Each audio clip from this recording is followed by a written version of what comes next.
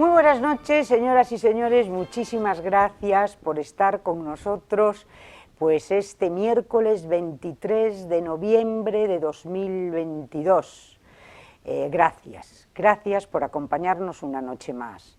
Esta noche vamos a lidiar con el gran miura de nuestra existencia. Vamos a lidiar con la muerte. Es el gran miura de nuestra existencia, aunque es la única certeza que tenemos todos los seres vivos, que nacemos y por supuesto nos vamos a morir. Lo que no sabemos es cómo ni cuándo, pero esa certeza está ahí. Y las diferentes sociedades, y sobre todo últimamente, queremos o parece que estamos intentando disfrazar esa idea, obviarla, no pensar en ella, olvidarnos de que eso existe. No, existen los hospitales y están ahí, con la enfermedad y con la muerte también. Entonces, para hablar de ello, pues que yo creo que además el mes de noviembre es el mes ideal, a lo mejor porque languidece la luz, y entonces podíamos hacer un símil con ese languidecer de la vida, ¿no? Pero de la misma manera que hoy en día, para ayudarnos a nacer, hay auténticos especialistas que hacen infinitamente menos traumático ese momento del nacimiento. O sea, tenemos esa maravillosa epidural y todas estas cosas, luego la preparación para el parto, luego el seguimiento de las chicas embarazadas durante 9 meses, bien, nos preparamos para vivir. Pues a lo mejor también tendríamos que prepararnos para morir. ¿Qué es la muerte? Pues depende. Para las 3 grandes religiones monoteístas, la muerte es un paso, otra orilla. Hay quien cree que no es absolutamente nada, que todo se queda aquí, pero tanto unos como otros, lo que yo creo que le tenemos bastante miedo y nos preocupa es el que esa muerte pues que no sea traumática, que se pueda de alguna manera dulcificar, que se pueda ayudar a morir. Para eso tengo la enorme suerte de contar en este estudio con el doctor don Marcelino Mosquera. El doctor Mosquera, que es geriatra y es el jefe del servicio de paliativos de aquí, de Ferrol. Luego vamos a hablar de muchas cosas a lo largo de la noche. Pero primero le quiero dar las gracias al doctor Mosquera por estar aquí acompañándome. Muchas gracias. Muy bien, gracias a ti, Pepa, por darme la oportunidad, por lo menos, de explicar algo que hacemos en nuestra unidad a todos los telespectadores y para que entiendan un poquito mejor a lo que nos dedicamos nosotros, que son a los cuidados paliativos. Porque estamos totalmente despistados. Yo hablaba contigo hace 2 días, tú me ponías al día de lo que era vuestro trabajo y yo me quedaba asombrada porque ¿qué son los paliativos, Marcelino? A ver, antes que nada, decir dónde estamos. Bien, ¿no?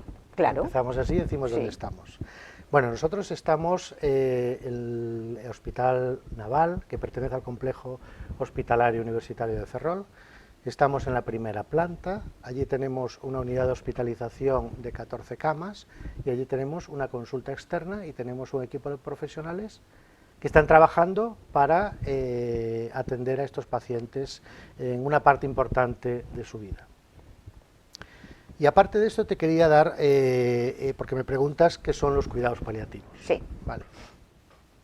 El problema de los cuidados paliativos es que tenemos una serie de problemas. Te doy unos datos de la OMS y dice que la Organización Mundial de la Salud dice que los cuidados paliativos alrededor los recibe un 14% de la población mundial. Y sin embargo, se estima que el 78% del restante que necesitan cuidados paliativos no los reciben o no tienen acceso. ¿Vale? Estamos ahí hablando de equidad en el acceso a los cuidados paliativos y equidad en los tratamientos al final de la vida. Pero como te decía antes, existen también unas creencias erróneas cuando tú dices qué son los cuidados paliativos en la población general que impiden que esos beneficios de los cuidados paliativos lleguen a los beneficiarios. Claro. Es decir, son esos mitos y leyendas de los cuidados paliativos, ¿no? La primera pregunta, ¿los cuidados paliativos son solo para las personas con cáncer? ¿No? Porque todo el mundo identifica los cuidados paliativos con el cáncer, ¿vale? Pero no solo son para los pacientes con cáncer, ¿vale? Son a veces muchas de las enfermedades crónicas que nosotros tenemos, como las enfermedades del pulmón, las enfermedades del riñón, las enfermedades del corazón en estadio avanzado, o incluso las enfermedades neurológicas, como la enfermedad de Alzheimer, van a necesitar esos cuidados paliativos. Porque, como ya hablábamos en aquella vez, en esa reunión que tuvimos antes, muchas de estas enfermedades crónicas empiezan, tienen su tratamiento, y una vez que ese tratamiento no es efectivo, hay una parte que es esa, de ese momento hasta el final de la vida, que no está tratada, o no está bien tratada. Y en eso pasamos al segundo mito, es decir, los cuidados paliativos solo se dan cuando la muerte está muy cerca. Eso es lo que cree la población. Es decir, cuando dices, oh, es que mandaron a mi padre a cuidados paliativos, y dice, ya está para morirse, ¿no? Y eso no es cierto.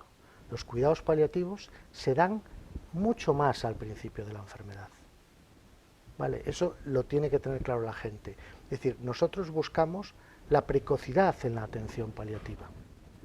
La atención paliativa, como tú querías que explicara, es la atención al paciente en una enfermedad avanzada que no responde al tratamiento curativo de esa enfermedad, que va a avanzar progresivamente y va a tener una serie de complicaciones a lo largo de esa vida, hasta el final, hasta que el paciente fallece. Pero eso supone un montón de síntomas que van a tener, como es dolor, como es ansiedad, como es insomnio, que van a desmejorar esa calidad de vida y van a repercutir no solo en el enfermo, sino también en la familia y en los cuidadores, ¿vale? Y eso todo crea una atmósfera que va a ser difícil de llevar hasta el final.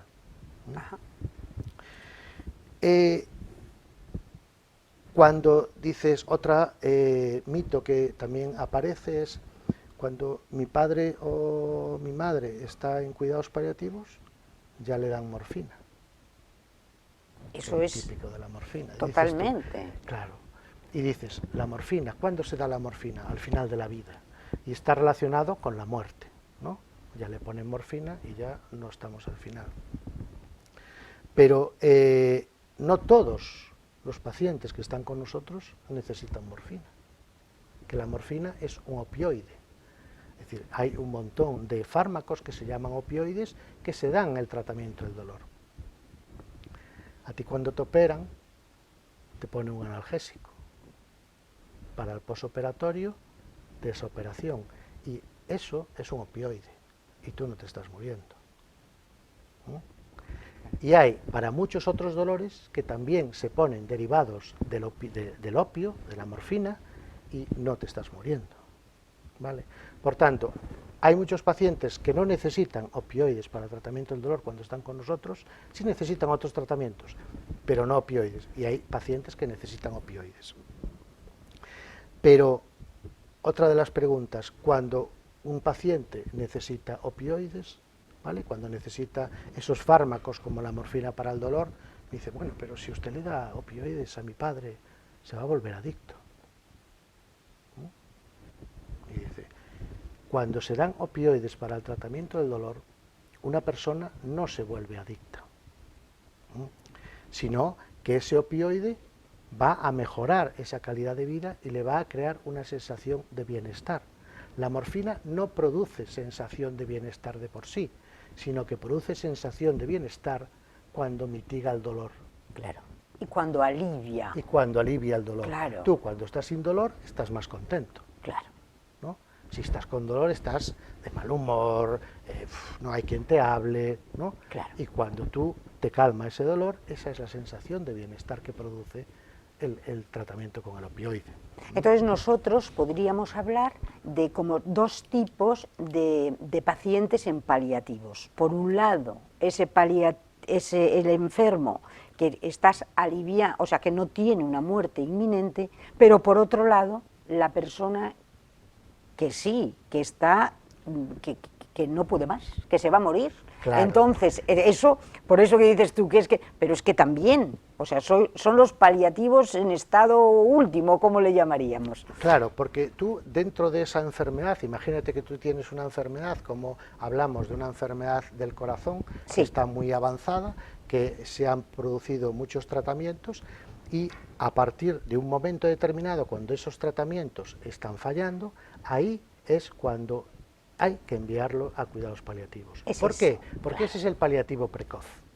Ahí tenemos que empezar a tratarlos. Y es cierto que a medida que esa primera transición se va realizando, ahí podemos trabajar con ese paciente. Podemos aliviarle un montón de síntomas que tiene, podemos ayudar a la familia, podemos ayudar al cuidador a mejorar la calidad de vida. ¿Vale? Aparece una segunda transición, que es la que nos va a llevar al final de su vida, que también la vamos a llevar y la vamos a tratar, porque una condición es que tú te vas a morir, pero mucha gente se va a morir mal. El cuidado paliativo lo que hace es el buen morir, ¿vale? Vamos a morir de una forma en paz. Esa es la misión y el final de la atención paliativa. Por tanto, hay dos tipos de paliativos, el paliativo precoz y el paliativo tardío. Claro. ¿Vale? Pero nosotros no vamos tanto al paliativo tardío, porque no nos da tiempo a trabajar con él, ni con la familia, ni con el cuidador, ni con el paciente, sino vamos un poquito más atrás, vamos a cogerlo antes, al paliativo precoz.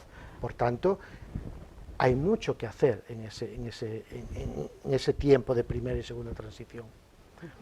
Por tanto, creo que la atención paliativa es muy importante para todas estas enfermedades. No es decir, en nuestra unidad se muere gente, claro que se muere gente con buen control de síntomas, con control del dolor, con control de la ansiedad, con control, y se muere en paz. Y por tanto, eso es lo que intentamos conseguir. Claro, que es de lo que se está tratando y donde ya nos vamos a encontrar con otro mito, que es que además, me vas a permitir un poco el sarcasmo, pero es que da la sensación de que la muerte se puso de moda ahora con el tema de la eutanasia. ¿Qué diferencia hay? Quiero que tú nos lo expliques.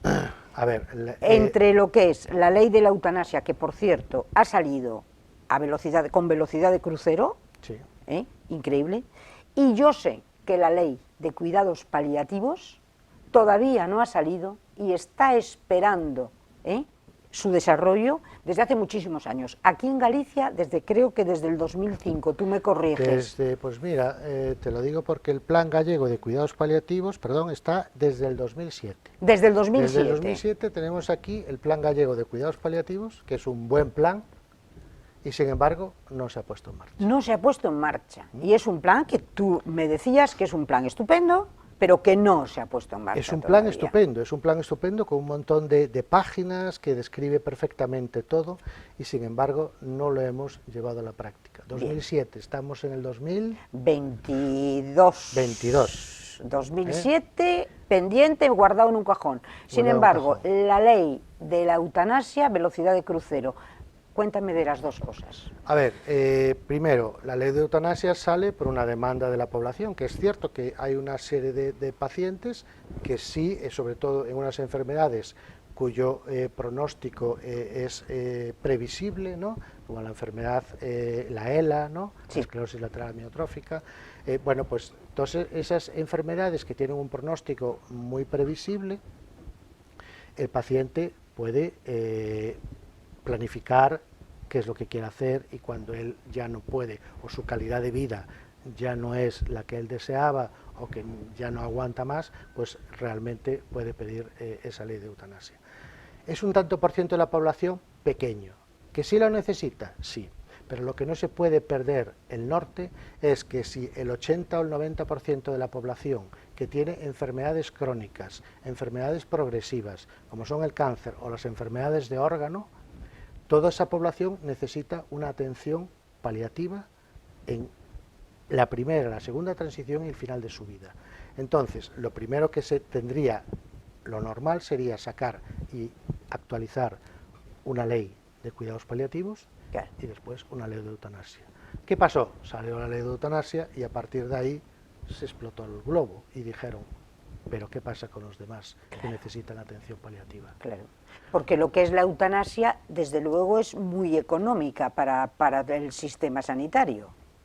Sí, no porque no estamos hablando de cuidar, estamos hablando de finalizar abruptamente una vida. Pero de la otra manera estamos hablando de un cuidado. Sí, pero es cierto también que la ley de eutanasia es una ley en que el paciente decide lo que quiere hacer, ¿vale?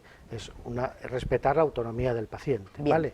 Pero eso no afecta a la mayor parte de la población. Y aquí tenemos que legislar primero para la mayor parte de la población y después para la minoría, pero no para la mayoría no puede quedar desatendida. Vale, y no hay una estrategia de atención paliativa en España. Vale, ahora el Ministerio parece ser que quiere poner una estrategia de cuidados paliativos en el 2023, quiere llevarla a poner en marcha. Vale. ¿A nivel central? A nivel estatal. Sí. Claro, ¿pero por qué? Porque la gente lo demanda. Claro. ¿No? Porque la equidad en España en los cuidados paliativos no es la misma. Claro. Son 17 diferentes maneras de entender el paliativo. Claro. Y 17 formas, comunidades 17 recursos, autónomas, 17 profesionales, que a lo mejor hay en unos muchos, otros pocos, en unos hay mucho, como decías tú el otro día, mucha dispersión geográfica, dificultad de llegar a los domicilios, quién hace los paliativos, dónde están los recursos humanos, claro. Sí. Eso es mucho más difícil. Nuestra ley en Galicia pendiente desde el 2007. ¿Hay alguna comunidad autónoma en España que en este momento sea como la puntera, o sea, donde verdaderamente pudiéramos mirarnos, o están todas mal? Yo creo que no. Yo creo que cada una está haciendo los paliativos de su forma y no hay nada arreglado. Claro, no hay nada arreglado. Y incluso no tenemos una especialidad, ni una especialidad, ni un ACE de cuidados paliativos a nivel nacional. Es decir, cada uno procede de la especialidad distinta que proceda. Claro, ¿no? Porque no existe la especialidad como tal de cuidados paliativos. No, no existe la Tú, por ejemplo, eres geriatra. Sí, hay geriatras, hay médicos de familia, hay oncólogos que hacen paliativos, es cierto que hay muchas profesiones, muchas especialidades que, por la especialidad que son, van a tener en sus pacientes que hacer una atención paliativa, ¿vale? Pero esos necesitan una formación específica. ¿Por qué?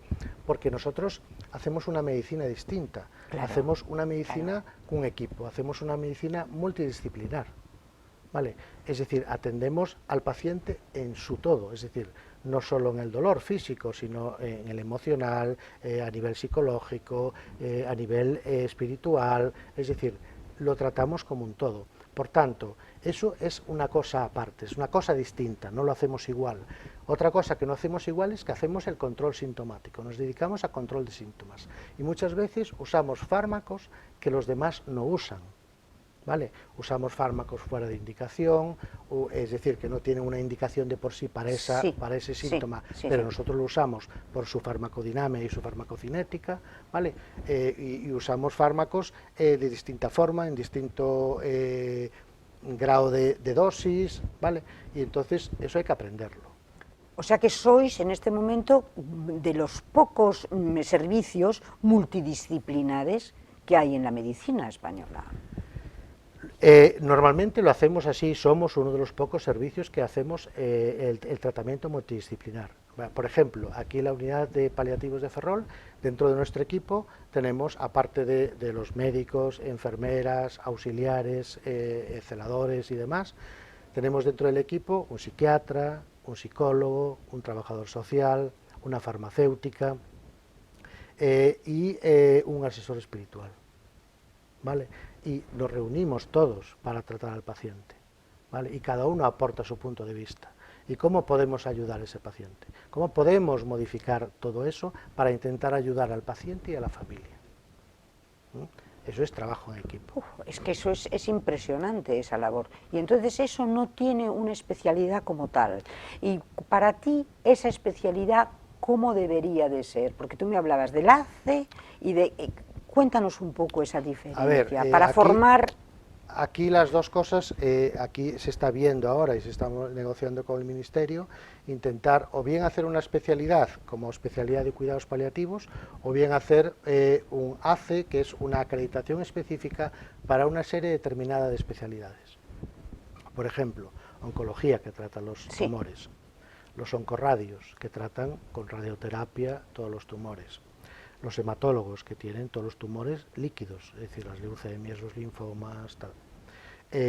Los geriatras, que el envejecimiento, la mayor cantidad de tumores, los médicos de familia, la medicina interna, todas esas, quizás porque la atención paliativa es una atención transversal, es decir, el paciente no va a estar solo en las unidades de cuidados paliativos, claro, va a estar en la calle, claro, ¿vale? Y todos tienen que hacer cuidados paliativos.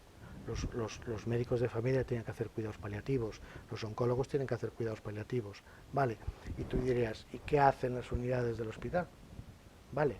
claro. Pues las unidades del hospital se dedican a hacer los cuidados paliativos difíciles. Aquellos pacientes que tienen síntomas que son difíciles, un dolor de difícil control, una disnea, una alteración psicológica muy importante, todo eso necesita un equipo multidisciplinar. No va a haber equipos multidisciplinares en todos los sitios, claro, pero a lo mejor en esa unidad, sí.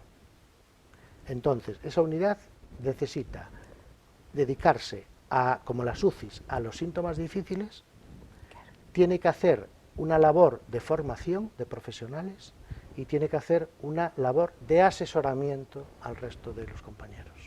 Pues fíjate si es importante. Entonces, eso requiere una especialidad, y esa especialidad podría provenir de cualquiera de esos especialistas y como un curso, que es lo que tú dices... Claro, hacer una formación acreditada de 2 años de una superespecialidad. Específica, sí, de paliativos. Es decir, yo hago mi especialidad de geriatría, pero a mayores tengo 2 años más en que me dedico a hacer una formación específica de atención paliativa. ¿Y eso, a tu juicio, sería lo ideal? Yo creo que a mi juicio sería lo ideal hacer un ACE. ¿Y eso lo ves posible a corto plazo? A ver, aquí el problema de todo esto, ya sabes lo que es. El dinero. Claro. ¿De qué estamos hablando? Es el dinero. Es el dinero. Porque si tú quieres formación, es decir, quieres que tus profesionales, quiere que te atienda un profesional que esté cualificado, necesita una formación, y esa formación necesita dinero para formar. Claro que sí. Claro. Entonces, ¿qué pasa?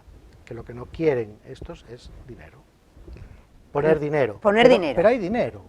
Claro. Lo que me llama la atención es que hay dinero para muchas cosas. ¿Verdad que sí? Sí, pero no para las cosas que a lo mejor son importantes. Claro, y sobre todo estamos hablando de lo que yo considero la joya de la corona española, que es la sanidad.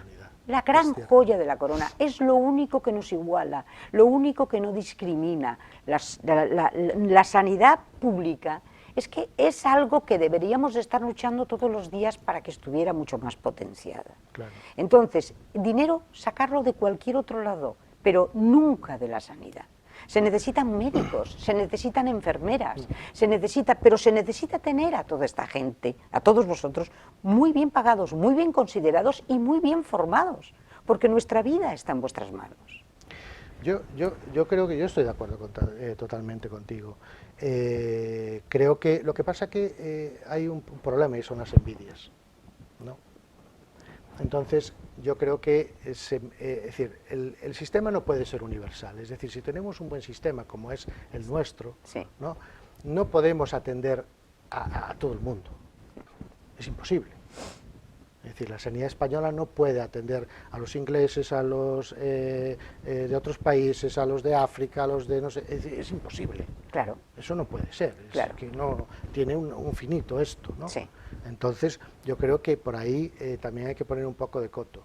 Pero y ahora se me fue la olla de lo que te estaba No se te diciendo. fue. La importancia que hay dinero para otras cosas, pero sin embargo no hay dinero para este sector de medicina, para contratar médicos, para formar a los médicos y para tener a los sanitarios en condiciones. Claro, Estábamos hablando de eso. Porque el dinero lo hay, Sí, incluso sí, en la misma sanidad. el dinero lo hay, pero es decir, lo que te decía, es decir, no podemos atender a todo el mundo, pero también es cierto que la sanidad necesita,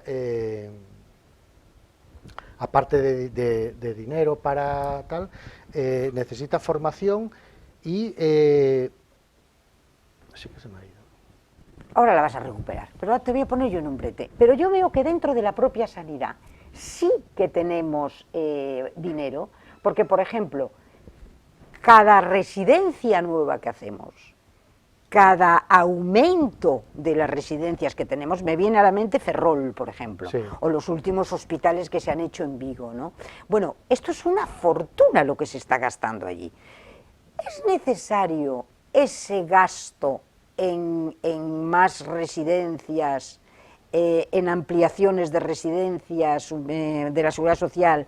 ¿O eso se podría de alguna manera no hacer y ese dinero, ese presupuesto, destinarlo a algo mejor, algo más práctico? Claro, yo creo que el gasto hospitalario, el gasto en camas, yo creo que es un poco pasado ya, ¿no? Es decir, creo que en los hospitales que se construyeron en la época del principio de la democracia, del año 75, 76, donde se construyeron los grandes ciudades sanitarias que había en aquella época, que eran para un tipo de enfermedades agudas, eran enfermedades infecciosas y demás, que necesitaban ese tipo de logística. Pero ahora esas enfermedades crónicas, esas enfermedades que el paciente lleva mucho tiempo, el cuidado, que necesita muchos más cuidados que alta tecnología, ¿no? Yo creo que ahora está desfasado. Creo que tenemos que irnos a los domicilios, que es donde tiene que estar la gente, y creo que la inversión en camas, que las camas hospitalarias son muy caras, creo que no debe ser así. Debemos invertir más en potencial humano, que invertir en hospitales y más camas. ¿Te parece que sí? Sí, porque las camas se van a llenar, ¿vale? Pero se van a llenar con pacientes que muchas veces no necesitan ese lugar, porque es un lugar agreste para todos estos pacientes. Desde luego, ¿no? Claro que sí. Tú vas con tu familiar, a lo mejor que es mayor, tu padre o mi padre, tal, 80, 90 años, y van a un servicio de urgencias que está colapsado. Los servicios de urgencias dicen, bueno, pues vamos a ampliar el servicio de urgencias, y se vuelve a llenar otra vez, ¿no? Siempre está lleno. Entonces dices tú, aquí algo falla, ¿no? Y ese paciente que a lo mejor está en un pasillo o en un tal, que se desorienta, que tal, ese ambiente no es amigable para estos pacientes. Ni el paciente paliativo, un paciente paliativo a lo mejor que entra en urgencias, se le hacen un montón de pruebas que no necesita, pero el paciente a lo mejor simplemente viene para el control del dolor. Claro. Y para que se le hace una analítica, una placa, Eso que se llaman las pruebas. Todas las pruebas, ¿no? Las pruebas, las famosas pruebas, claro, que es un dineral y a lo mejor son innecesarias. Porque es una medicina defensiva. Claro. Entonces, esa medicina defensiva requiere un coste, y un coste alto, que lo estamos pagando todos. Claro. Y sin embargo, si tú pides, necesitas ayuda de servicios sociales, de un cuidador, de una residencia a lo mejor para ingreso temporal, para descanso y tal, no lo tienes. Claro. Por eso está fallando un poco el principio. Está fallando la primaria y está fallando el paso intermedio. ¿Qué paso intermedio hay entre la primaria y la hospitalaria? No hay ninguno. Cuando un paciente cae en la primaria porque la primaria falla, ¿a dónde va? Al hospital. Claro. Entra por urgencias. Entonces la clave está en atención primaria. Yo creo que la clave está en atención primaria y yo creo que la clave está también en la red sociosanitaria. También. Que tiene que ser el intermedio entre el hospital y la primaria. La red sociosanitaria. Y eso correspondería a... Esos son dos consellerías distintas que se tienen que poner de acuerdo. Pero son las dos consellerías que manejan el mayor presupuesto, por ejemplo, de la Comunidad Autónoma Gallega. Claro. Servicios sociales y sanidad. ¿Y cómo no son una sola consellería? Porque sería el ideal. porque si Porque hace estarían falta... más comunicados, ¿no? Si son una consellería... Si es una consellería con dos directores generales, más, ¿no? yo creo que sería más sensato. Claro. Entonces, ¿qué tendría? Un presupuesto fabuloso. Claro, tenía el mayor presupuesto de toda la Xunta de Galicia. Y no le tendría miedo a esa gran consellería el presidente de la Xunta. Claro. A lo mejor sí, Claro. pero bueno, pero volviendo a nuestros paliativos. Tú me dices, paliativos precoces. Y nosotros, en paliativos precoces, nosotros asesoramos, hablamos, o sea, ¿qué cobertura dais en los paliativos a una familia que viene con un problema de una persona que tiene un cáncer, que no se va a curar, que puede vivir, pero que puede vivir 7 meses, 1 año o 6, porque tú tienes a gente con 6 o 7 años en la unidad. Lo que nos llama la atención es que en las consultas de cuidados paliativos tenemos gente que dura con nosotros muchísimo tiempo, ¿no? Entonces, cuando nosotros en la atención paliativa lo que tenemos que dejar claro es lo siguiente: nosotros no ponemos tratamientos activos contra la enfermedad, porque esos son los que han fallado. Entonces, a partir de ahí, nosotros no adelantamos ni atrasamos nada, ¿vale? Perfecto. Eso hay que tenerlo en cuenta, porque cuando dicen, no, vamos a cuidados paliativos, y como dicen, ya nos ponen una sedación y se va a morir, ¿no? No, nosotros no atrasamos ni adelantamos nada, dejamos la enfermedad que siga su curso. ¿Qué es lo que hacemos? Atendemos a todo lo que ocurra dentro de ese paso desde que entran con nosotros hasta el final de la vida. Bien. Vale, que pueden ser múltiples. Por ejemplo, ese paciente, nosotros le ayudamos a corregir muchas cosas que aparecen, ¿no? Efectos secundarios de la quimioterapia, que ha dejado, pero que siguen presentes ahí. A lo mejor es un paciente que tiene un insomnio y no es capaz de dormir, o un paciente que es mayor, que tiene un deterioro cognitivo y aparte se agita por las noches y hay que tratarlo. Pero ese paciente, a lo largo de toda esa evolución que lleva con nosotros, a lo mejor tiene ingresos, ¿vale? Porque a lo mejor aparece el dolor. Claro. Y tenemos que ingresarlo para volver a controlar ese dolor. ¿Y lo ingresáis en vuestra unidad? Bien. Lo ingresamos a la unidad, corregimos ese dolor y se va para afuera. A lo mejor un paciente con cáncer de próstata que a lo mejor dice, joder, es que ayer empezó con que no movían las piernas. Y a lo mejor ese paciente tuvo una metástasis a nivel de la columna que le fracturó, cogió la médula y hizo una compresión medular.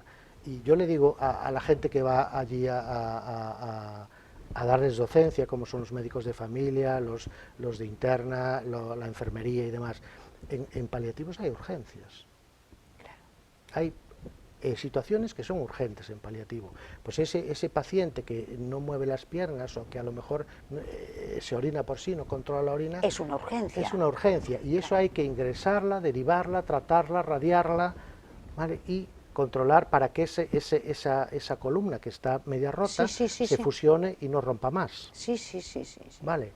Y todo eso, todas esas incidencias que ocurran a lo largo de toda esa evolución de la enfermedad, para hacer que esa calidad de vida sea la mejor posible, es lo que hacemos. Los pacientes que ingresan con nosotros no pasan por urgencias, intentamos que no pasen por urgencias. Vayan directamente a vuestro servicio. Al ingreso directo. Sí. Vale. Es cierto que muchos de los que ingresan están contentos y dicen, joder, pues yo, mira, no quiero ir por urgencias, porque la experiencia a lo mejor no es muy agradable, ¿no?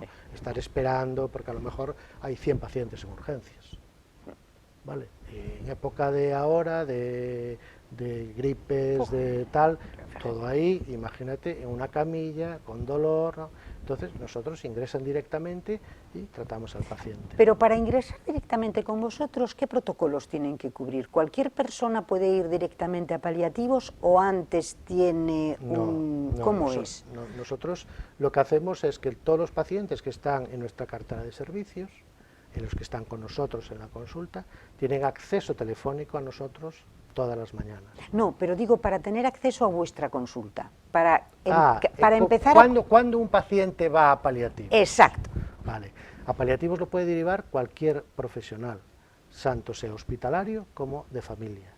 Cualquier profesional que crea que ese paciente, con la enfermedad que tiene, necesita control de síntomas, pues puede hacernos una interconsulta, una e-consulta, una llamada telefónica, y nosotros le damos una cita en la consulta. Nuestras citas suelen ser rápidas, porque el paciente no puede esperar. Claro. ¿no? Y entonces intentamos agilizar lo más posible las consultas. Entonces, cualquier paciente que el médico que lo lleva cree que necesita una atención paliativa o crea que necesita de nosotros nuestro apoyo, nos lo puede solicitar. Y ahí estáis vosotros. Y ahí estamos nosotros. Y vosotros dais el apoyo médico, pero tú me decías antes que es muy importante también el apoyo administrativo, el apoyo espiritual, el apoyo, o sea, esa multidisciplina, es que estáis cogiendo, Claro. en vuestras manos intentáis aliviar no solo los síntomas, sino todo lo que rodea la enfermedad, que desgraciadamente son muchísimas cosas, Son y muchas todo cosas. lo que rodea también al cuidador y a la familia. Sí, es decir, fíjate que muchas veces nosotros, desde que lo cogemos Sí. hasta que el paciente fallece, Ujú. y fallece con nosotros, nuestros pacientes fallecen con nosotros, y nosotros les ofrecemos dónde quieren que sea el final de la vida.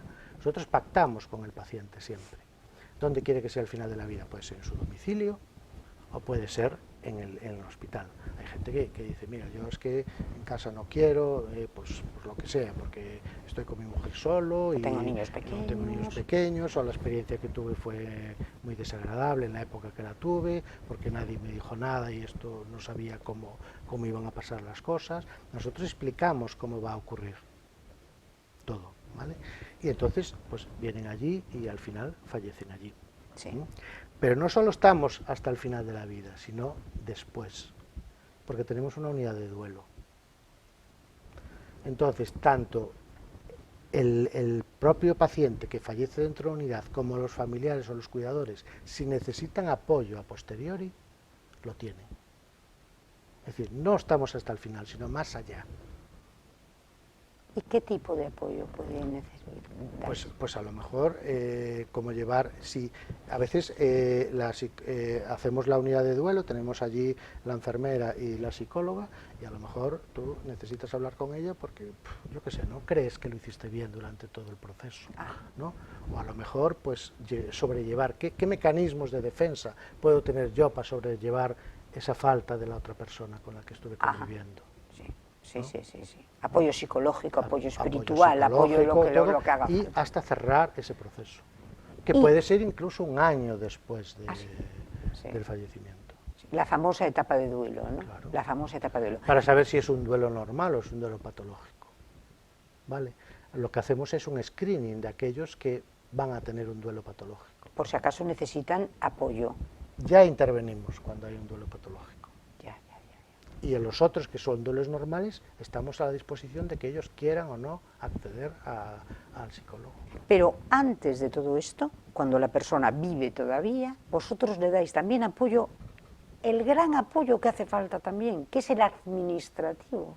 Porque la gente se pierde a la hora de encontrarse con la administración, que es un bloque permanentemente helado, y no sabe si tiene derecho a ciertas ayudas, no sabe qué es lo que puede hacer, cómo puede gestionar, si tiene un problema de que eso es, imagínate, pues dos personas mayores que están en casa, cómo se puede conseguir que vengan a atenderlo pues para la hora de la higiene, a la hora, todo ese tipo de cosas también las estáis ofreciendo vosotros allí. Claro, nosotros tenemos un trabajador social y a través de él muchas veces dicen, bueno, pues yo quiero estar en mi casa, pero tengo fatiga y a veces pues vivo en una casa sin ascensor, ¿no?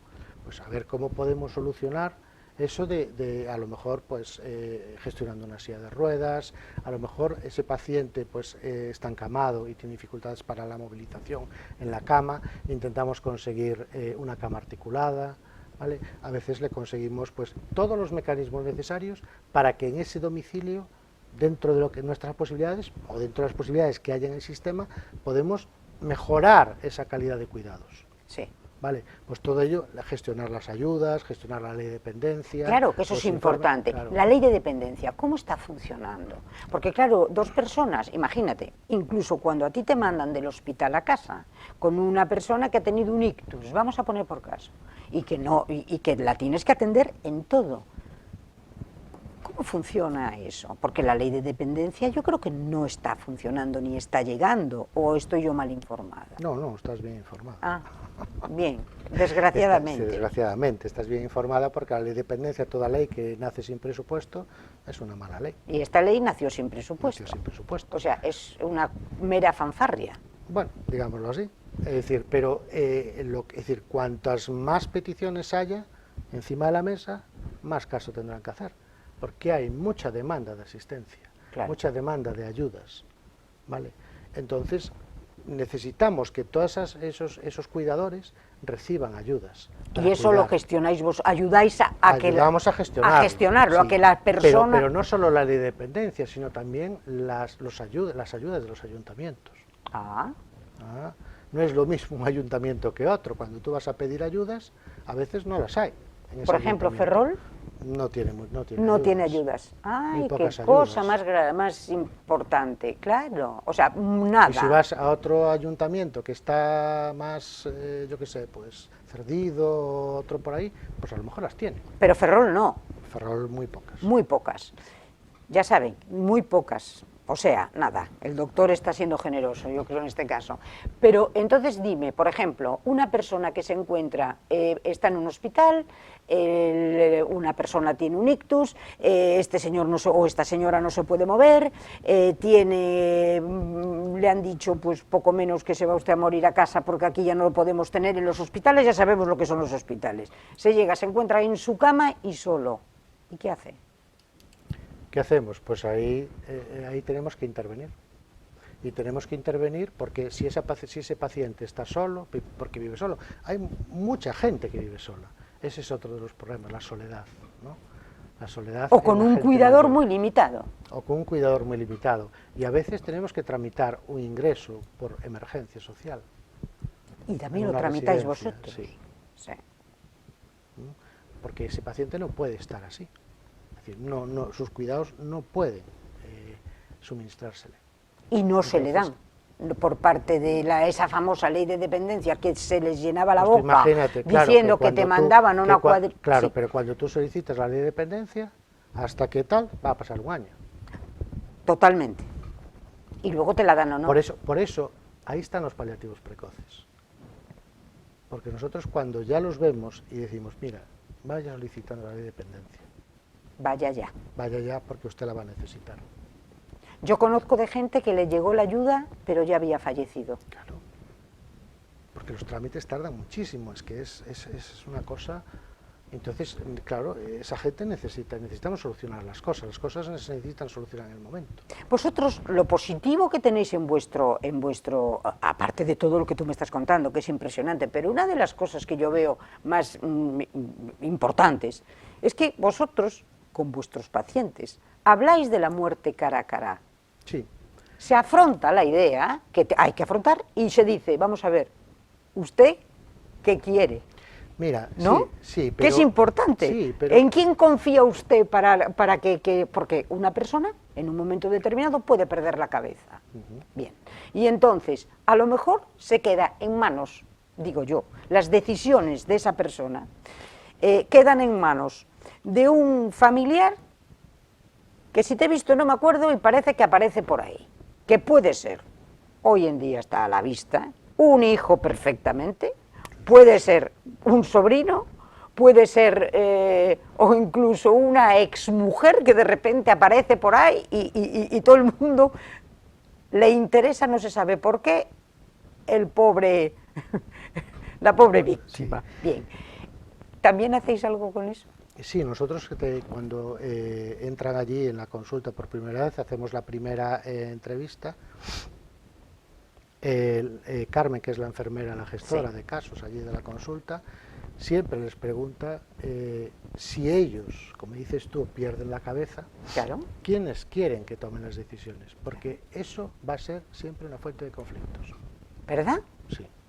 Al final de la vida, todos son conflictos y todo es por el dinero. Y bueno, te iba a decir, todos son conflictos siempre que haya algo, algo porque que desde rascar. Luego el que no deje nada, ese lo va a tener muy tranquilo, ese lo va a tener comodísimo, pero si hay un poquito, ya hay lío. Entonces, eso siempre es confrontación, entonces, muchas veces eso hay que dejarlo claro. Y cuando tú lo tienes claro, no hay ningún problema. Porque a veces nos pasa, y a veces está el paciente en la habitación y entra una persona y sale, va a verlo, ¿no? Sale y dice, mire, ¿y cómo está el paciente? Y me dice, mire, es que usted no lo puede informar. Claro. ¿Quién es usted? Es que soy su hija, pero es que mire, él ha dicho que a su hija no se le informe. ¿Verdad que hay casos de esos? Sí, así. Entonces, no se le informa a su hija. ¿Y a quién se le informa? Pues a lo mejor al taxista, que es el que lo trae de su pueblo, siempre lo trajo, lo llevó a las consultas, lo trajo, lo llevó, tal, y es el que más confía. Y dice, pues si este me llevó, a lo mejor, pues yo quiero que me decida este lo que haga por mí. Y eso existe, claro que eso sí. existe, Y es la eso autonomía del paciente, de que el paciente diga exactamente cómo quiere que sea su final y cómo quiere que sea. Y en manos de quién quiere estar. Claro, y en manos de quién quiere estar y quién decide por él, ¿no? Eso es muy importante, es una gran fuente de conflictos. Por eso una de las cosas muy importantes que hacemos en paliativos es la comunicación. Claro. Vale, la comunicación. A veces eso nos pasa con el resto a veces de compañeros que, como decías tú, en paliativos se habla de la muerte. Sí. Claro. Y había no me acuerdo ahora quién era, uno que falleció allí en la unidad, que era un escritor, y en la habitación hizo un artículo en el periódico sobre la habitación 112 y decía que allí se hablaba de la muerte como de la vida. Claro. Vale. Y tú cuando hablas con un paciente de la muerte, te sorprende porque a él no le sorprende nada. Te lo habla como la cosa más normal del mundo. Y la gente mayor más aún. Y incluso tú dirías que necesita hablar también de la muerte. Yo creo que sí. Que es necesario Sí. hablar de la muerte, Sí. no ocultarla como la estamos No, ocultando. no. Hablarlo con toda la naturalidad del mundo. Es que es así. Claro. Es así, ¿no? Hay que hablar de la muerte y allí se habla de la muerte y la gente, tú dices, jolines, pero ¿y usted cómo se va a morir? reacciona? ¿Usted Sí. se va a morir? Y dice, sí, es que yo no tengo miedo a eso. Yo le tengo miedo a sufrir. Exacto, eso es factor común. Todos le tenemos miedo al sufrimiento, Claro. pero no a la muerte. No.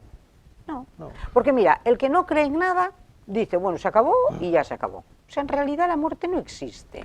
Y el que cree, los que creemos, pues sabemos que no es, creemos que no es el final de la vida, es Sí, claro. otra vida. Más Cada uno piensa según sus creencias, pero la gente mayor no le tiene miedo y prefiere que hablas, porque a veces te dice, mire, es que mi padre no le diga a usted nada, que mi padre se va a poner, y cuando entras allí, en tal le dices, mire, es que usted tiene, no, si yo ya sé lo que tengo,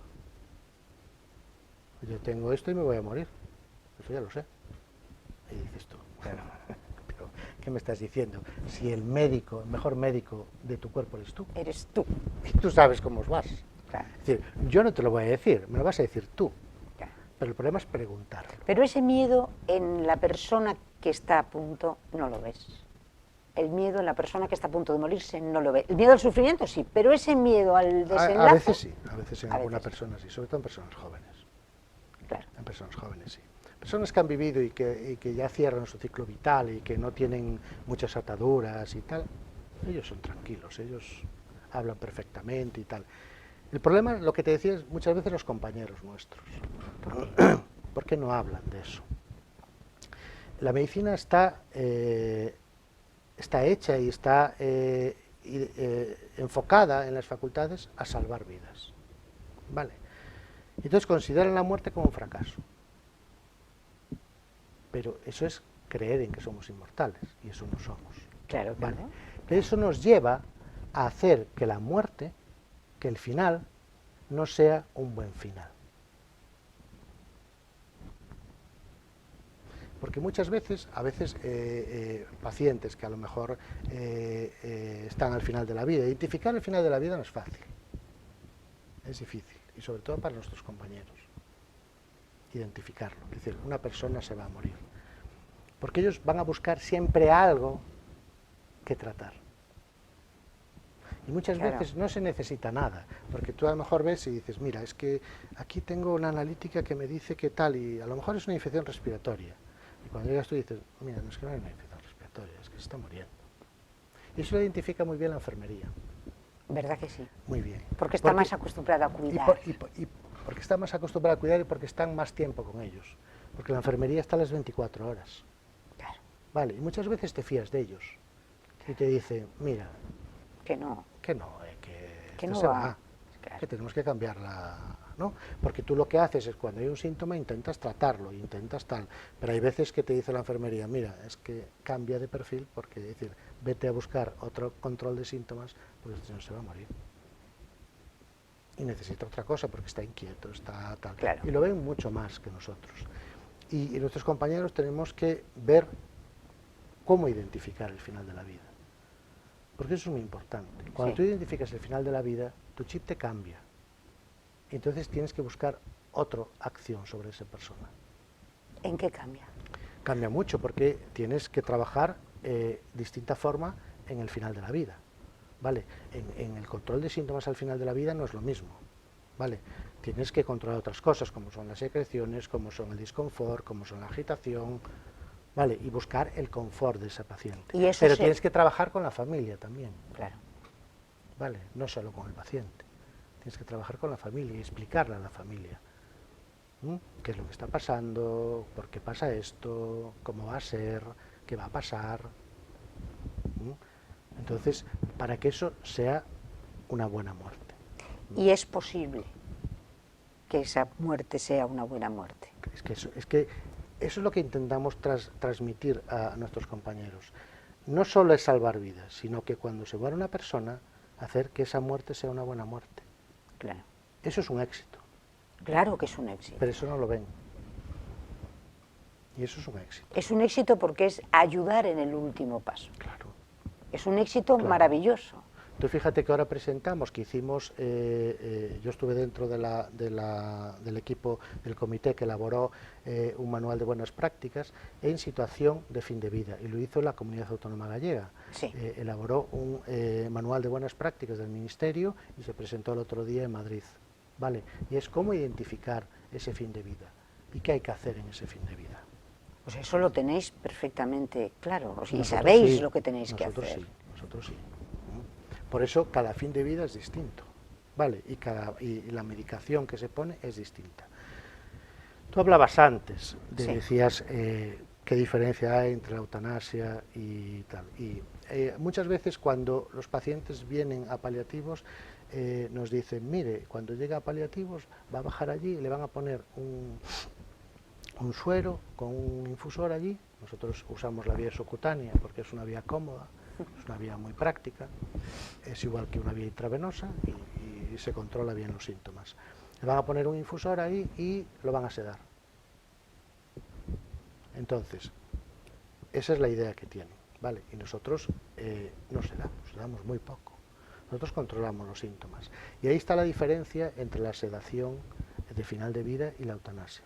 Es decir, la sedación es poner una medicación, ¿vale?, cuando un síntoma no está controlado, no se puede controlar. Es decir, yo, por ejemplo, imagínate, un paciente que tiene dolor, y yo le pongo toda la medicación, normalmente esperamos 24, 48, como mucho 72 horas. Si en 72 horas no logramos controlar ese dolor, con toda la medicación y todos los medios al alcance, Bien.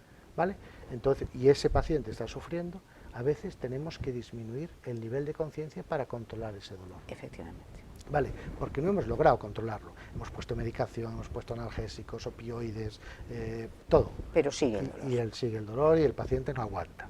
Entonces, a veces tenemos que disminuir ese nivel de conciencia para que el paciente no tenga el dolor. Pero disminuimos ese nivel de conciencia hasta un nivel, valga la redundancia, en que el paciente esté cómodo. Claro. Y está cómodo, tranquilo, lo dejamos así y va a evolucionar su enfermedad como vaya a evolucionar. Y su Se naturaleza. va a morir cuando se vaya a morir.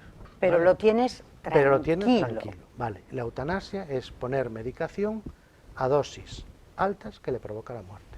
Es totalmente diferente. ¿Y cuántos pacientes de esos sedamos? Muy pocos. Si nosotros tenemos en nuestra unidad 400 ingresos al año, sedamos un 5%, como mucho un 10%. No me digas. Nada más. El resto de los síntomas los podemos controlar. Sedamos muy poco en paliativos. Y ese es otro de los mitos. Es decir, ¿en paliativos se seda? No. Se seda cuando es necesario, pero es necesario pocas veces. ¿Y si no se seda? el paso es... No, porque ahí eso es una sedación por un síntoma no controlado y otra cosa es la sedación al final de la vida. Vale. Que son dos cosas distintas. Que son dos cosas distintas. La sedación al final de la vida es poner medicación para controlar los síntomas, ¿vale? Y muchas veces el efecto secundario que buscas de ese medicamento es disminuir un poquito el nivel de conciencia, para que ese paciente vaya tal. Nosotros no usamos mucha medicación al final de la vida, usamos muy poca medicación. Usamos mucho morfina, es decir, mucho opioide para controlar el dolor, para que el paciente no tenga dolor, pero usamos muy poco fármaco, como es, por ejemplo, el midazolam, una benzodiazepina que disminuye, relaja y disminuye el nivel de conciencia, usamos muy poco. Y con eso logramos controlar el nivel, para que ese paciente esté relajado, cómodo y tranquilo. Pero no intentamos con esos fármacos ponerlos en exceso para provocar la muerte. Eso no lo hacemos. Eso es la diferencia grande que existe con la eutanasia. ¿Y el final es suave, así? Yo creo que nuestros ¿Es un buen final? Sí, yo creo que nuestros pacientes hacemos muy buen final en nuestros pacientes. Sí, yo creo que se mueren muy tranquilos, muy cómodos y bien. Es raro que nuestros pacientes tengan dolor los que están allí. Sí. Es rarísimo. De todas formas, hay muchísima gente que quiere que ese final sea en casa, sea en su casa.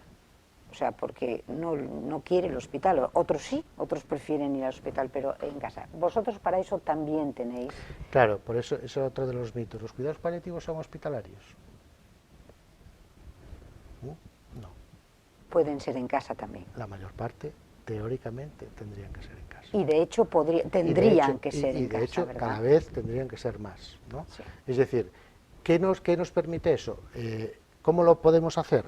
Podemos hacer dos cosas. Nosotros le preguntamos dónde quiere que sea el final, ¿vale? Yo querría que el final fuese en mi casa, en mi cama y con mi gente, ¿no? A no ser que ocurriera algo que me impidiera que eso fuera posible. Pero si eso es posible, tenemos varios mecanismos. Tenemos la hospitalización a domicilio, que es la que trabaja con nosotros muchas veces, son los que van a los domicilios y trabajan con nosotros en el final de vida y que sea en el domicilio. Y otros son los médicos de familia cuando hospitalizan, porque la hospitalización a domicilio a veces no llega a todos los sitios, ¿no? Cada vez se está expandiendo más, intentar que eso sea otro de los servicios que crezca bastante, ¿no? Y que tiene que crecer en Galicia y que para eso sí hay presupuesto, ¿vale? Bueno, eso fue una apuesta de Feijóo y ahí había presupuesto. Para eso, sí. Pero mucho presupuesto. Hay. Y eso se está expandiendo, y es cierto, y es una de las cosas que realmente se necesita, ¿vale? Sí. Se necesita salir a los domicilios, ¿vale? Y ahí, a través de la hospitalización a domicilio, en las zonas que llega, la verdad es que hacen una labor genial nuestros compañeros, y al final, el final puede ser en el domicilio, y a veces en sitios donde no llega tiene que ser el médico de atención primaria. ¿Y quién le presta ayuda? Nosotros le prestamos ayuda, ¿vale? Y muchos lo hacen allí, ¿no? Están con el paciente, les ponen la medicación y están en su cama y los controlamos, y muchas veces nos preguntan, oye, mira, ¿cómo podemos poner y tal? Porque ahora está un poquito agitado y tal, y nosotros... Pero eso que dices tú, que es una gran apuesta de Feijóo, el llevar al domicilio todas estas historias, pero esto de verdad funciona, está funcionando. Esto, una persona que tiene un problema grave, serio y tal, ¿es verdad eso? A ver, es verdad que llega a muchos sitios, no llega al 90% de la población. Por ejemplo, en Ferrol, ¿funciona? En Ferrol, es decir, al principio, fíjate, estábamos desde antes de la apuesta de la hospitalización a domicilio, a nivel de la consellería, teníamos un equipo solo, ahora tenemos 4. Ajá, bien, o sea que bien, claro, bien. Claro. Bien. Cuando tú apuestas y tienes dinero, funciona. Funciona. Es decir, de un equipo pasar a 4 y aumentar la cobertura. Está muy bien. ¿Y en cuánto tiempo? A lo mejor en... Un año. Bueno, perfecto, entonces muy bien, o sea, muy bien. Un 10, un 10 a Feijóo. Sí, en ese sentido, sí. Sí. Claro, pero hay que apostar, y habrá que apostar por los paliativos. Claro. Ahora hay que apostar por los paliativos que tenemos desde el 2007, la ley... Desde el 2007. 7 en Galicia... Y desde el 16 de julio del 2015, la Ley de Derechos y Garantías de la Dignidad de Personas Enfermos Terminales, que es una ley que sacó también Feijóo, es una muy buena ley, que han copiado otras autonomías, pero también hay que aplicarla. Porque está sin aplicar. Pero ¿cómo si es una ley y no se aplica?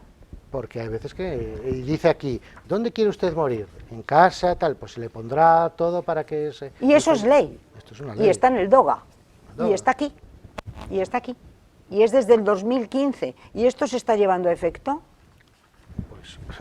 No, ustedes lo sabrán. Hay que ustedes lo sabrán. La ley, Esto hay que el Plan aplicarlo. Gallego de Cuidados Paliativos del 2007 y la Ley 2015. Estas dos son importantísimas para aplicar. Son importantísimas para aplicar. Y esto es un plan, y esto es una ley. Claro, entonces esto es el principio que hay que dar, pero aquí está la ley.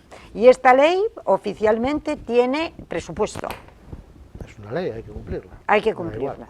Bueno, pues ya lo saben ustedes, aquí está la ley del 2015, en la que todos ustedes, si quieren, pueden terminar sus días tranquilamente en su casa y, según esta ley, tendrían un apoyo médico, que dependería de su centro de salud y de su médico de cabecera. Eso, claro, es lo que intenta hacer, ¿no? Es decir, ¿dónde quiere usted? Y pondremos los medios adecuados para que esto se lleve a cabo en su domicilio. Pues aquí está esta ley. O sea, ustedes pueden exigirlo. Y deben exigirlo, porque estábamos hablando desde el principio de que tú decías que hay mucha gente que a lo mejor, que por favor que la gente reclame, que por favor que la gente diga las cosas, que las pida, porque a la hora de la verdad, el que no llora no mama. No, es así siempre, sí. Y luego hay otra cosa que a mí me llama poderosamente la atención, que es nuestra área sanitaria, que mucha gente no lo sabe, pero ¿qué engloba? ¿Desde dónde hasta dónde, doctor Mosquera? Pues engloba desde el Barquero. ¿Desde el Barquero? Hasta Miño. Hasta Miño. Y el hospital, el centro de referencia, es el CHUF, que le llamamos nosotros, que es el centro hospitalario, el complejo hospitalario universitario de Ferrol. Lo de CHUF a mí no me gusta nada, ¿eh? No. Bueno, el CHUC es en La Coruña y el CHUAC. El CHUF. Bueno, pero son casi 500.000 de personas. No llega tanto, pero es un área, bueno, que está muy dispersa, que tiene... Está muy dispersa. Claro, porque la zona de Ortigueira y más allá de Ortigueira ya queda bastante lejos. No, y todos su hospital de referencia somos nosotros, es Ferrol. Es Ferrol. Ferrol, sí, es como si dijéramos la cabecera de la comarca sanitaria. Pero ¿cómo es posible que de tantísima gente y todo lo que engloba tu servicio tenga 14 camas, de las cuales 10 son las que tiene operativas? Es que es muy poco, ¿no? A ver, como te decía antes, las unidades hospitalarias yo creo que tampoco necesitan demasiadas camas, ¿vale? Sí necesitamos las 14, necesitamos la planta, yo creo que sí es necesaria, pero lo que sí debemos potenciar y se debe potenciar es la consulta externa. Bien. Vale. Ahora tenemos un proyecto que, a ver si lo ponemos este año en marcha. Nosotros tenemos una consulta presencial externa, ¿no? Y nosotros intentamos crear ahora una consulta telemática, una consulta presencial y una consulta telemática. Y digo telemática porque en cuidados paliativos, una consulta telemática en cuidados paliativos, pero si la gente no, pues la gente nos lo demanda, porque hay muchos cuidadores que son personas jóvenes, claro, y mucha gente que ahora ya no es tan vieja, que está envejeciendo, y nosotros estamos envejeciendo. Yo soy de la época del baby boom y nos vamos a jubilar en poco tiempo. ¿Quién no envejece? Bueno, por eso, o sea, ya me dirás. Entonces, y nosotros estamos con las tecnologías, la verdad es esa, ¿no? Y entonces, ¿por qué la consulta telemática?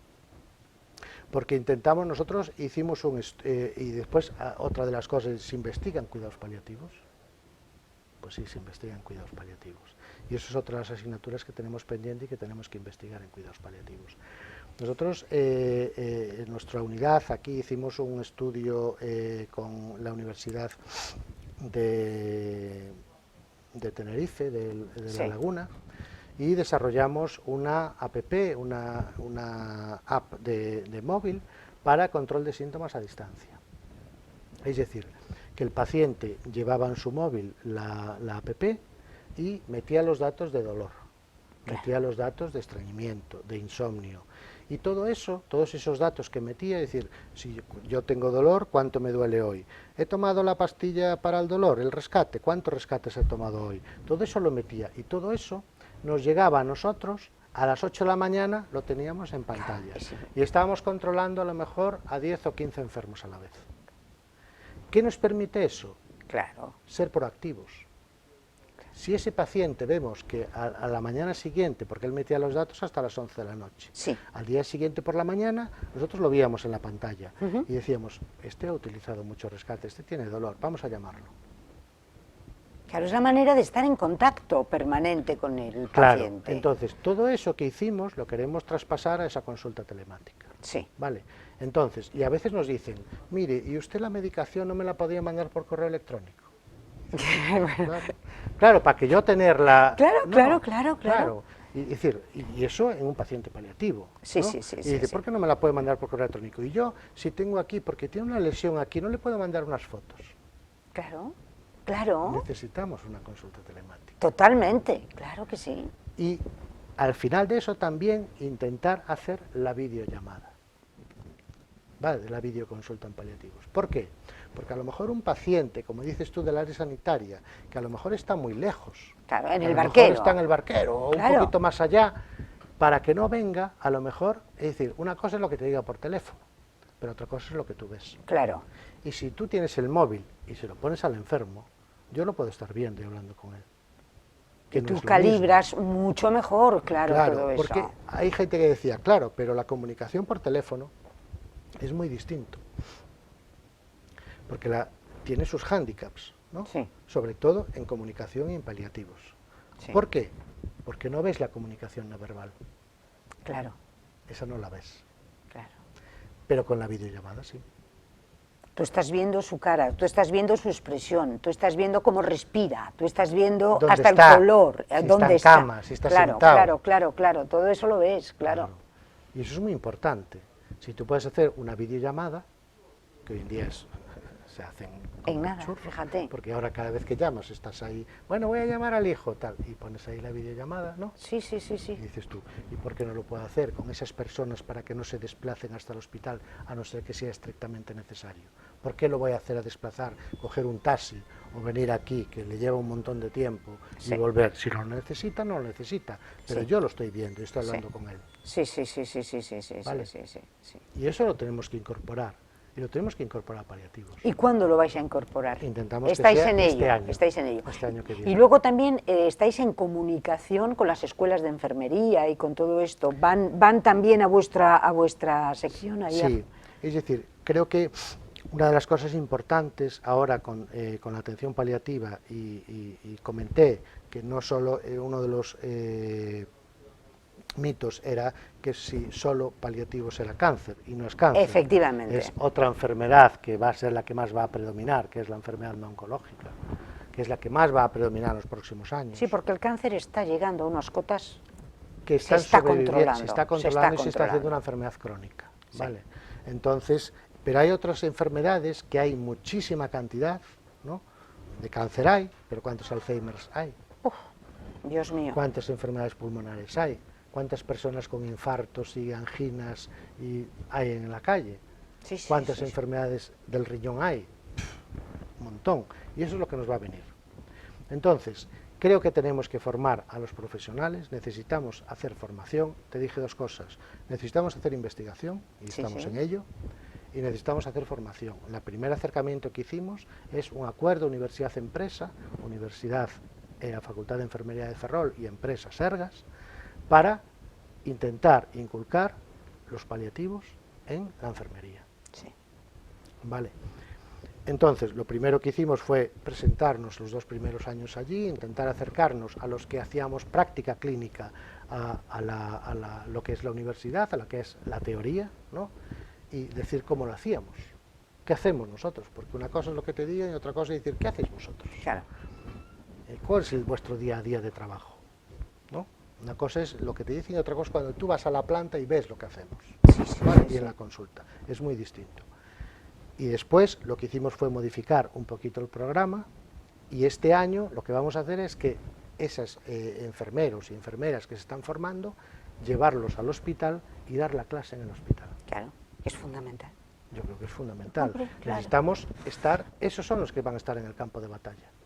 Claro. ¿Vale? Porque las facultades de enfermería forman, pero no hay que formar de forma teórica. Porque para investigar o para tal, pero la mayor parte va a estar en el campo de batalla. Todos los enfermeros que salgan van a estar en la primera línea. Completamente. Van a estar en urgencias, van a estar en la planta, van a estar en primaria, y eso hay que formarlos, ¿no? Y tener que ver qué es lo que hacemos, cómo lo hacemos y aprender a hacerlo. Ahora que ya estamos muy cerquita de las Navidades y tenemos a los Reyes Magos ahí, a punto, ¿qué le pedirías tú a los Reyes Magos? Como especialista en esta maravillosa, maravillosa especialidad, que cualquier día tiene que decir especialidad en cuidados paliativos. A ver, yo le pediría, por un lado, al Ministerio que desarrolle una estrategia seria en el 2023, que desarrolle un ACE o la especialidad, eso ya lo que ellos, lo que decida el Consejo de Universidades o el Consejo de la Especialidad, y le pediría en Galicia sobre todo que desarrollen los paliativos de una vez. Que desarrollen los paliativos y que se aplique esta ley de la que tanto hablábamos. Pero esos paliativos, ese plan fantástico que tú me decías del 2007... Que hubo mucha gente que se quedó en el camino haciendo este plan. ¿Verdad que como sí? siempre, mucha gente se quedó haciendo el camino este plan. Y quedan ahí. Y a veces te dicen, bueno, pues vamos a reunirnos y hacer no sé qué. No, es que no hay que reunirse a nada. Ya se está. El plan ya. está. El plan está ¿Qué aquí. quieres hacer? ¿Otra cosa el más? plan Claro. está aquí, 2007, un plan que tú dices que es extraordinario. Está Señores, muy bien. llévenlo a efecto en una comunidad como la nuestra, tan envejecida, con tantos problemas y con tanta dispersión de población. Aquí lo contempla todo. Esto es una preciosidad y es una maravilla. Pero Se lo hay que pedimos hacer- a los Reyes, Yo creo que sí, o habría casi que mejor pedírselo a los Reyes. a Rueda. A Rueda, vamos a pedírselo a Rueda. Mejor a Rueda. Mira, no sabes lo que te Y dice, agradezco. le pedimos a Rueda, oye, desarrolla el plan de cuidados paliativos, que nosotros te vamos a apoyar, pero desarrolla. Desarróllalo, por favor, desarróllalo. Y dime otra Porque cosa. la gente se va quedando en el camino, la gente se cansa La gente se cansa. y se va. Sí. Y es verdad, porque son muchos años reclamando pero- esto, pero- desde el 2007. Claro, pero es lo mismo que decimos en primaria. ¿Por qué la gente se va de primaria? Claro. Porque no dan invertido en primaria, hay que invertir en primaria, Claro. que es fundamental. No en hospitalaria, en primaria. A mí hay una cosa que me saca de mis casillas, y es cuando dicen, hay dos cosas, muchas cosas me sacan de mis casillas, pero una de ellas, por ejemplo, es decir, cuando dicen, es que los políticos están muy mal pagados. Y yo siempre digo, ¿muy mal pagados? Compáremelo usted con los médicos. Compáremelos con los médicos. Porque mientras un médico hoy está ganando lo que gana, un político está ganando lo que gana. 3 veces el sueldo de un médico. Y nuestros médicos están marchando fuera de España, después de estar maravillosamente formados en España, porque cobran 3 veces más en el extranjero. En el extranjero cobran lo que cobran un político de andar por casa aquí. Eso es una vergüenza. Yo siempre digo que el político debía de cobrar el salario medio, porque lo único que nos crean muchas veces son problemas. Sí. Y en cambio el médico va y nos lo soluciona. ¿A qué estás de acuerdo conmigo? Estoy de acuerdo y además en un país que forma médicos, con lo costoso que es formar médicos, Con lo costoso. y después los deja ir, porque los otros son más listos y dice, yo no los formo, yo los compro, Claro. formados. Claro, Eso yo sí. los compro formados. Sí, pero es más- En más Alemania, rentable. menudo chollo, Es yo no más lo sé, rentable, pero se claro. están yendo y hacen bien en marcharse. Claro, ¿Eh? sí, sí. Entonces, hay tantas cosas que pedirle a los Reyes Magos. Bueno, yo le pediría el plan de paliativos. Tú el plan de paliativos del 2007. Y dime una cosa, me encantaría que me dijeras que es otro mito.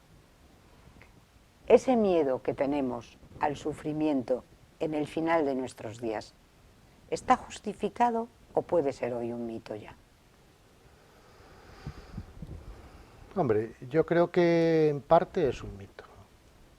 En parte es un mito. Yo creo que hay suficiente material de trabajo y farmacológico para no tener ese sufrimiento al final de la vida. O sea, se puede morir bien. Sí, yo creo que se puede morir muy bien.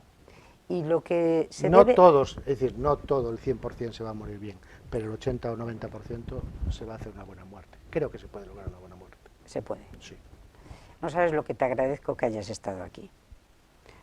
Agradecer- Necesitamos hablar de muchas cosas. Te voy a emplazar para un par de programas más, o 3 o 4, los que tú quieras. Lo que tú quieras. Porque te Yo lo creo que es agradezco mucho. agradecerte a ti también el poder difundir todas estas cosas a todos los televidentes y acercar un poquito más lo que hacemos a la población general.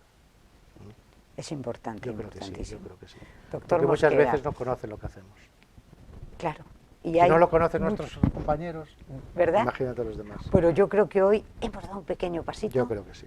Te agradezco Yo creo que sí. muchísimo, Venga, muchísimo gracias. que hayas estado aquí con nosotros y ya lo saben. Bueno, hasta el próximo miércoles, si Dios quiere.